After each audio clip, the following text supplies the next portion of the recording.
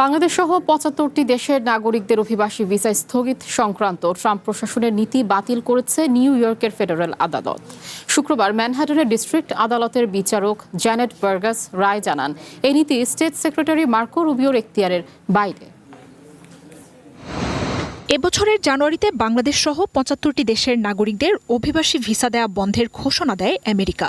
এসব দেশের নাগরিকদের ভিসার আবেদন প্রক্রিয়াকরণ, গ্রিন কার্ড এবং নাগরিকত্বের আবেদন পর্যালোচনা প্রক্রিয়ায়ও স্থগিতাদেশ আসে। দেশটির স্টেট সেক্রেটারি মার্কো রুবিও জানান, তালিকায় থাকা ৭৫টি দেশে অনির্দিষ্টকালের জন্য অভিবাসী ভিসা প্রক্রিয়া বন্ধ থাকবে।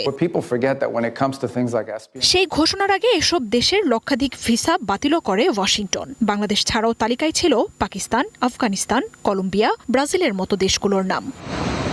নগদ নিয়ে এলো হার না মানা হার অফার। সর্বনিম্ন ১০,০০০ টাকা রেমিটেন্স নগদে পাঠালে থাকছে স্বর্ণের হার জেতার সুযোগ। অভিবাসী ভিসা স্থগিতের কারণ হিসেবে হোয়াইট হাউস জানায়, তালিকায় থাকা দেশগুলো অন্যায়ভাবে আমেরিকার নাগরিকদের কল্যাণের জন্য থাকা বরাদ্দে ভাগ বসান। এসব দেশের নাগরিকরা আমেরিকায় যাওয়ার পর সরকারি সহায়তার উপর অতিমাত্রায় নির্ভরশীল হয়ে পড়েন বলেও অভিযোগ তোলে ট্রাম্প প্রশাসন। এই সিদ্ধান্তের বিরুদ্ধে মামলা করে অভিবাসী অধিকার সংস্থাগুলো। শুক্রবার নিউ ইয়র্কের ডিস্ট্রিক্ট আদালতের বিচারক জ্যানেট ভার্গাস রায়ে জানান, পররাষ্ট্র দপ্তরের নীতি স্পষ্টতই বেআইনি। ট্রাম্পের নীতির সমালোচনা করে তিনি বলেন, আবেদনকারীর জাতীয়তার ভিত্তিতে অভিবাসী ভিসা বন্ধের এই নীতি প্রচলিত আইনি কাঠামোর সাংঘর্ষিক। স্টেট সেক্রেটারি মার্কো রুবিওর দপ্তরের এই সিদ্ধান্তকে ক্ষমতার সীমা লঙ্ঘন বলেও জানানো হয়।